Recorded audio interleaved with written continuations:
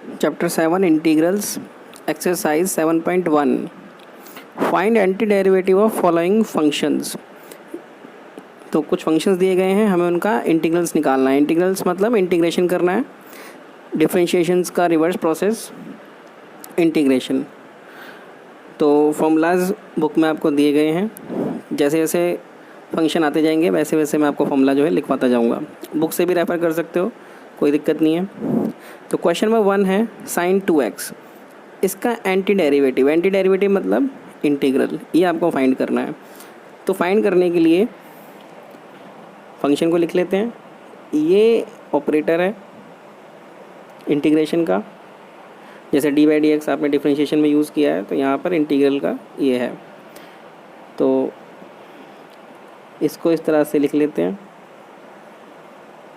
अब बुक में आपको फॉर्मूलाज दिए गए हैं, तो यहाँ पर sin x का जो इंटीग्रेशन होता है या एंटी डेरिवेटिव वो होता है माइनस कॉस एक्स प्लस सी इसलिए क्योंकि c कांस्टेंट है जो कि डिफरेंशिएशन में एलिमिनेट हो जाता है।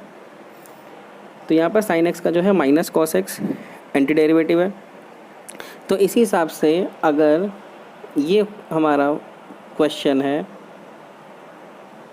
तो इसका जो एंटी डेरिवेटिव होगा वो होगा माइनस कॉस साइन एक्स का, अगर माइनस कॉस एक्स है तो साइन 2x का माइनस कॉस 2x, और साथ में x का जो कॉफिशिएंट है उससे हम इसको डिवाइड कर देंगे और प्लस c। तो इस तरह से इसका इंटीग्रेशन आ जाएगा। क्वेश्चन नंबर 2, क्वेश्चन नंबर 2 में फंक्शन दिया हुआ है आपको cos 3x dx, मतलब इस तरह से हमने लिख लिया। आपको फंक्शन cos 3x दिया हुआ है तो इंटीग्रल के ऑपरेटर में लिख लिया हमने इसको सीधा। तो फॉर्मूला अगर देखोगे तो आपका cos x का जो एंटी डेरिवेटिव है वो है sin x प्लस c। तो इसको हम अपने इस सवाल में लगाते हैं। इस क्वेश्चन में जब आप इस फॉर्मूला को लगाओगे तो क्या बनेगा, cos 3x का हो जाएगा sin 3x, ठीक है। और क्योंकि x का कॉफिशिएंट 3 है तो उससे आप डिवाइड भी कर दो और साथ में कांस्टेंट, तो इसका एंटी डेरिवेटिव आपको ये मिल जाएगा। क्वेश्चन नंबर 3, क्वेश्चन नंबर 3 में आपको फंक्शन दिया हुआ है एक्सपोनेंशियल फंक्शन e की पावर 2x, लिख लिया इस तरीके से। अब फॉर्मूला जो हमने देखा है डिफरेंशिएशन में, हमने देखा था डिफरेंशिएशन एक्सपोनेंशियल फंक्शन की वही लौट कर आती है।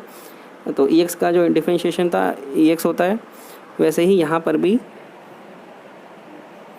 ex का जो इंटीग्रेशन है वो ex ही होता है, ठीक है। इस फॉर्मूला से इसको हम इसका एंटी डेरिवेटिव फाइंड कर सकते हैं।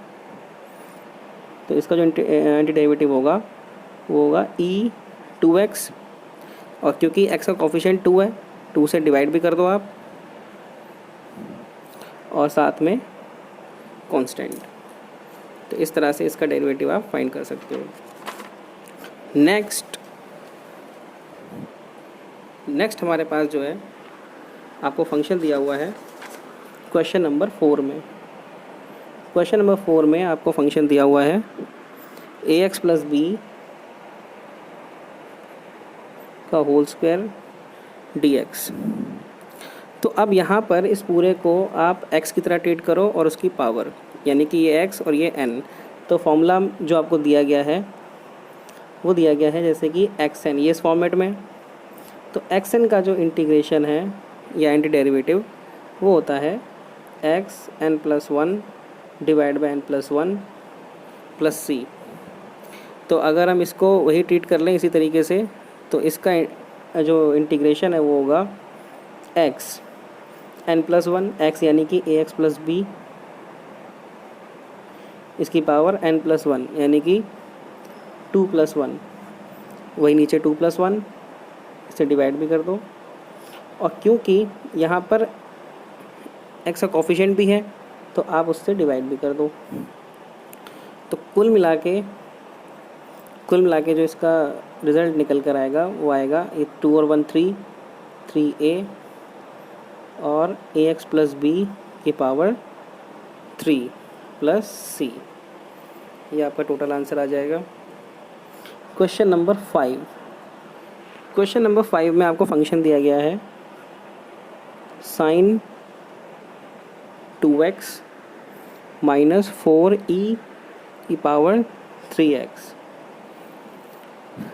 तो आप पहले इसको सेपरेट कर लो, सेपरेट फंक्शन में इसको ब्रेक कर सकते हैं। तो सेपरेट फंक्शन में जब ब्रेक करोगे तो आपको मिलेगा sin 2x और ये कांस्टेंट है, इसको बाहर, और ये फंक्शन इस तरह से लिख लिया। अब sin 2x का पहले भी निकला था, साइन का क्या था आपका माइनस cos x, ठीक है, फॉर्मूला हम लिख चुके हैं इसका। तो sin x का माइनस cos x यानी कि 2x, ठीक है, और x का जो कोफिशिएंट है उससे आप डिवाइड कर दोगे, उसका माइनस ये 4 ex का इंटीग्रेशन वही लौट कर वही आ जाता है, और क्योंकि यहाँ पे 3x है तो x के साथ जो कोफिशिएंट है उससे हम डिवाइड भी कर देंगे। तो कुल मिला के ये आपका जो है आंसर रहेगा